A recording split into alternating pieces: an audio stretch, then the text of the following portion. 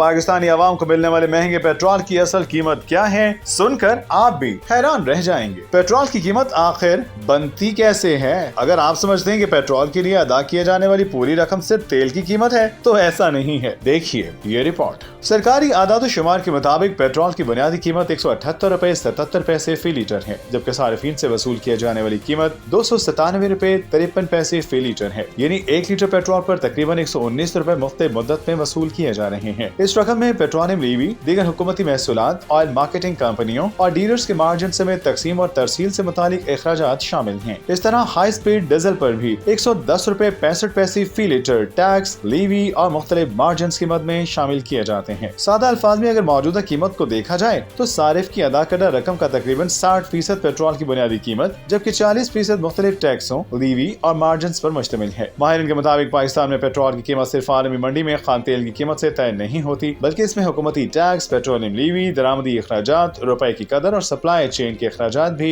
शामिल होते हैं। इसीलिए बैन अवी मार्केट में खान तेल सस्ता होने के बावजूद मुकामी सतह पर पेट्रोल की कीमत में इसी तनासुब से कमी देखने में नहीं आती। माहिरीन का कहना है कि जब तक टैक्सों, लीवी और दीगर अखराजात की शरह में तब्दीली नहीं आती, आलमी मंडी में तेल की कीमत कम होने का पूरा फायदा सार्फिन तक पहुँचना मुश्किल रहेगा।